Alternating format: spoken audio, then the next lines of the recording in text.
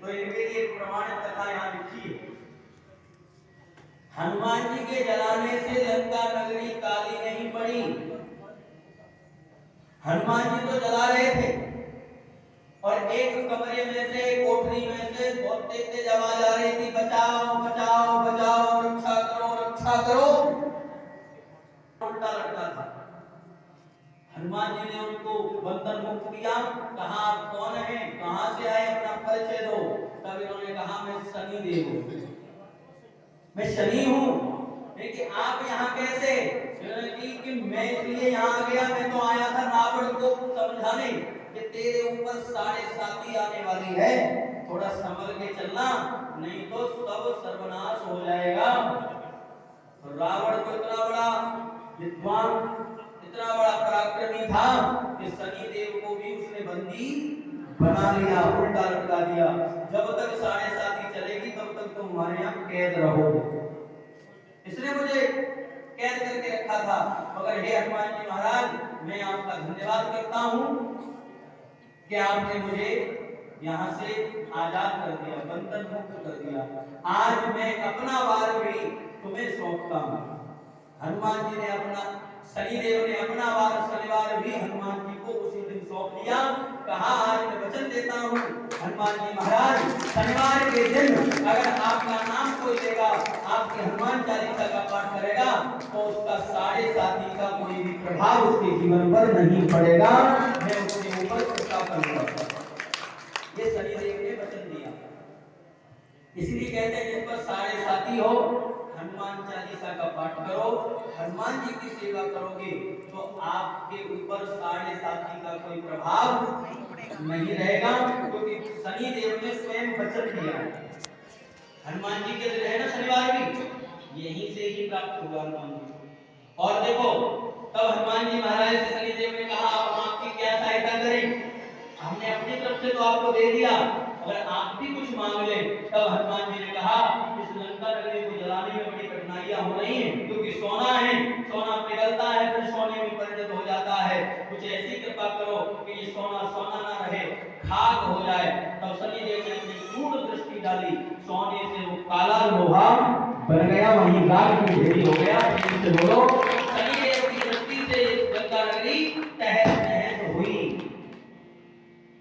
तब यहाँ पर ये बातें पार्वती मैया बता रही है नारद जी कि भोले बाबा तो हमारे लिए सब कुछ किए, बहुत प्रेम करते हैं मुझे, और आप कहते प्रेम नहीं करते। नारद जी कहते प्रेम करते तो एक बात बताओ, क्या बात बताएं? कि आपको ये पता है कि इनके जो गले में ये नरमुंडों की माला पड़ी है, ये सिर किसके हैं? पार्वती मैया चुप। पार्वती मैया कुछ ना कह सके। नारद जी बोले अभी तो बड़ी तेज बोल रही थी, पूरी कथा सुना दी मुझे, ये किया ये किया ये किया, और अब तुम पे एक प्रश्न का उत्तर नहीं आया तो खाक प्रेम करते हैं। एक बात आपको बता दें, और हमें क्या करना, ठीक है हम तो चले, आप जानो आपका काम जाने। और एक बात बता देता हूं, ये जो नर जिस सिर है ना माला में, ये स्त्री के हैं, पुरुष के नहीं है। हाँ, अब जैसे ये बात कही पार्वती मैया क्रोध में लाल हो गई, उससे भी ज्यादा कौन सी स्त्री प्रिय है तो उसकी नारू माला बना के डाल रखी, आग लगा गए नारद जी घर में। अब तो पार्वती मैया चक्कर में चक्कर काटे, कब समाधि खुले और कब गिलास लग। कुछ समय के बाद भोलेनाथ की समाधि खुली, भोले बाबा ने पार्वती मैया की तरफ देखा, लाल नेत्र हो रहे, समझ गए कुछ गड़बड़ है, और चक्कर लगाए तो ऐसे निकल जाए जैसे सुपरफास्ट ट्रेन निकल गई हो। अच्छा, माताओं के अंदर ये आदत होती है, जब पति से लड़ाई हो जाए ना, तो जब पति के सामने से गुजरती है तो ऐसे राजधानी एक्सप्रेस गुजर गई हो, ऐसे निकलती, रुकती नहीं। और रसोई में बर्तन की तो आवाज पूछो ही मत कितनी आ रही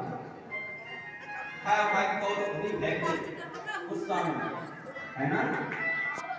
माताओं की आदत होती है, और क्रोध में घर से लड़ाई होके गए हो पति देव, और ऑफिस में जाकर के फोन करेंगे बेचारे, पूछेंगे देव जी श्रीमती जी ने कुछ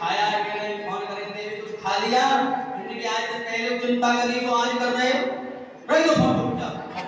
खबरदार जो फोन कर दिया, बेचारे ने डर के मारे फोन रख दिया और तुरंत फोन बैक करेंगे। तुम्हारी हिम्मत कैसे पड़ी फोन काटने की? लेकिन तुमने तो कहीं कभी काट दो फोन।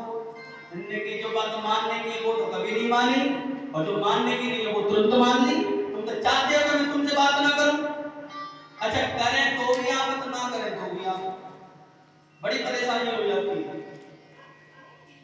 तो ये माताओं का स्वभाव होता है। यहाँ पर भोले बाबा पूछ रहे हैं, देवी क्या बात है, क्यों परेशान हो?